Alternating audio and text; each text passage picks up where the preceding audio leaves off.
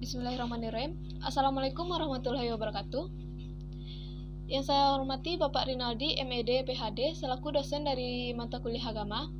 Perkenalkan, nama saya Kurniadila, nomor BP 2111-08-2021, dari jurusan Teknologi Informasi, Prodi Teknologi Rekayasa Perkaluna, kelas 1A TPL.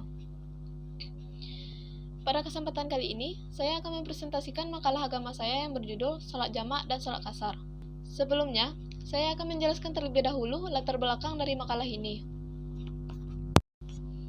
Mengingat ibadah salat adalah wajib dan menjadi keharusan semua orang, baik dari usia balik hingga lansia sebelum dia meninggal, tetap melaksanakannya.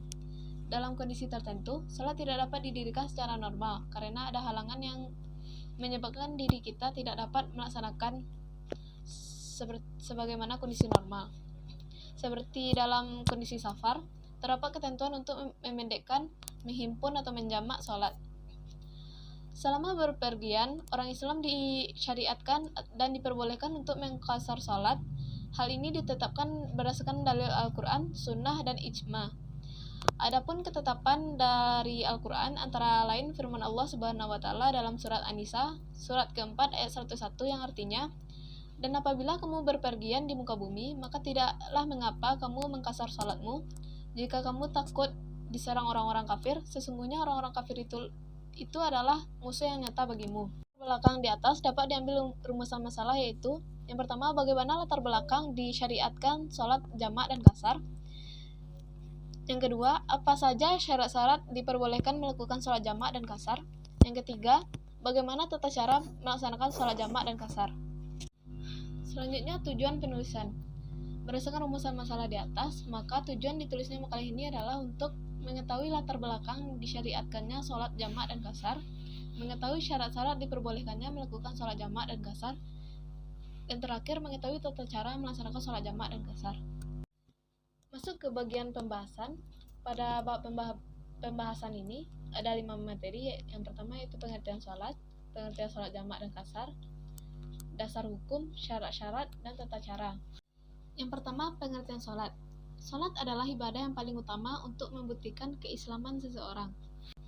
Menurut bahasa, sholat berarti doa, sedangkan menurut syarak berarti menghadap jiwa dan raga kepada Allah. Yang kedua, pengertian sholat jamak dan qasar. Sholat jamak, sholat yang digabungkan, yaitu mengumpulkan dua sholat fardu yang dilaksanakan dalam satu waktu. Misalnya, yang pertama, sholat zuhur dan asar dikerjakan pada waktu zuhur atau pada waktu asar. Yang kedua,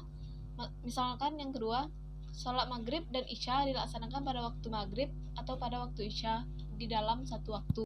Kemudian sholat qasar. Sholat qasar ialah sholat yang diperpendek atau diringkas. Seorang musafir diperbolehkan mengqasar sholat fardu yang 4 rakaat menjadi 2 rakaat, sedangkan sholat maghrib dan subuh tetap sebagaimana biasanya. Yang ketiga, dasar hukum pelaksanaan sholat jamak dan qasar. Sholat jamak hukumnya boleh bagi orang-orang yang sedang dalam perjalanan, berada dalam keadaan hujan, sakit, atau karena ada keperluan lain yang sukar menghindarinya. Akan tetapi, selain dari perjalanan masih diperselisihkan para ulama. Sholat wajib yang boleh dijamakkan ialah sholat zuhur dengan sholat asar dan sholat maghrib dengan sholat isya. Dasar hadis Ibnu Abbas yang artinya Rasulullah SAW biasa menjamak antara sholat zuhur dengan asar apabila beliau sedang dalam perjalanan dan menjamak maghrib atau isya. Kemudian sholat qasar. Mengqasar sholat dibolehkan dalam Al-Quran, Sunnah, dan Ijma. Adapun dalil Al-Quran dalam surah An-Nisa ayat 101. Yang keempat, syarat-syarat yang diperbolehkan sholat jamak dan qasar. Syarat-syarat yang dibolehkan melakukan sholat jamak ada 3, yaitu ketika berada di Arafah dan Musdalifah. Yang kedua, ketika dalam keadaan perjalanan. Yang ketiga, ketika dalam keadaan hujan. Selanjutnya, syarat-syarat yang diperbolehkan sholat qasar. Yang pertama, berniat untuk safar atau bepergian jauh. Yang kedua, ketentuan qasar tidak berlaku pada perjalanan maksiat. Dan yang terakhir, seorang musafir ketika sholat tidak boleh makmum kepada orang yang mukmin. Selanjutnya ke tata cara melakukan sholat jamak dan qasar. Sholat jamak ada 2 cara, yaitu yang pertama jamak takdim. Menjamak sholat di waktu sholat yang pertama, contohnya menjamak sholat zuhur dan asar di waktu zuhur, dan menjamak sholat maghrib dan isya di waktu maghrib. Yang kedua, jamak takhir. Jamak takhir yaitu menjamak sholat di waktu sholat yang kedua, contohnya menjamak sholat zuhur dan asar di waktu sholat asar, dan menjamak sholat maghrib dan isya di waktu isya. Selanjutnya, tata cara sholat jamak. Tata cara sholat jamak takdim yang pertama itu sholat di waktu yang pertama atau zuhur sebelum asar atau maghrib sebelum isya. Berniat jamak takdim pada sholat pertama agar berbeda dari sholat biasa. Yang ketiga, berturut-turut dalam mengerjakan di antara keduanya sehingga antara keduanya tidak berselang lama, yakni lebih kurang selama 2 rakaat ringan, tetapi di antara kedua sholat itu diperbolehkan bersuci, azan, dan iqamah.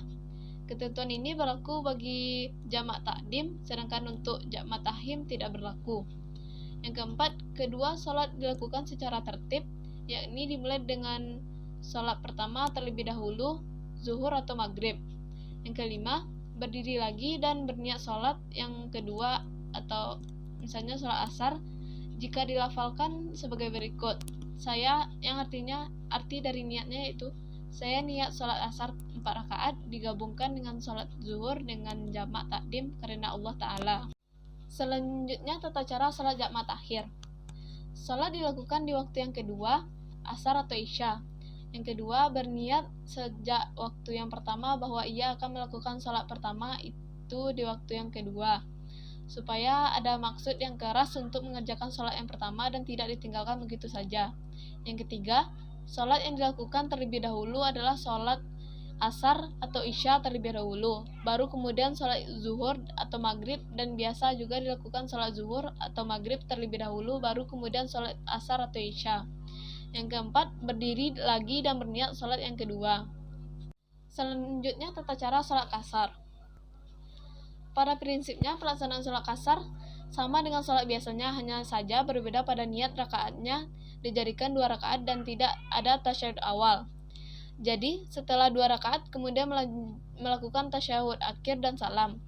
Niat zuhur yang dikasar itu yang artinya aku tunaikan sholat fardu zuhur dan dikasar karena Allah Ta'ala. Selanjutnya, tata cara sholat jamak kasar. Yang pertama yaitu mengerjakan sholat zuhur 2 rakaat, pada rakaat yang kedua langsung membaca tasyahud akhir kemudian salam. Yang kedua, kemudian setelah salam berdiri kembali untuk mengerjakan sholat asar 2 rakaat kemudian salam. Niat sholat jamak takdim kasar yaitu saya tunaikan zuhur diringkas 2 rakaat di jamak takdim dengan sholat asar sekaligus di kasar karena Allah Ta'ala. Niat sholat jamak takhir kasar, saya tunaikan sholat fardu isya 2 rakaat di jamak takhir dengan maghrib sekaligus di kasar karena Allah Ta'ala. Baiklah, masuk ke bab penutup.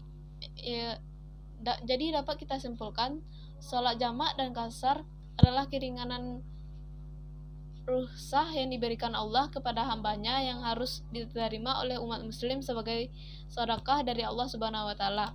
Sholat yang dapat dijamak adalah semua sholat fardu kecuali sholat subuh, dan sholat yang dapat dikasar adalah semua sholat fardu yang 4 rakaat yaitu sholat isya, zuhur, dan asar. Hal-hal yang membolehkan jamak dan kasar adalah beberapa hal yaitu safar atau bepergian, hujan, sakit, keperluan atau kepentingan mendesak. Dalam persoalan jarak safar, para ulama berbeda pendapat. Ada ulama yang berpendapat jarak minimal 1 farsah atau 3 mil, ada yang minimal 3 farsah, ada yang berpendapat safar minimal harus sehari semalam, bahkan ada yang berpendapat tidak ada jarak dan waktu yang pasti karena sangat tergantung pada kondisi fisik, psikis, serta keadaan sosiologis dan lingkungan masyarakat.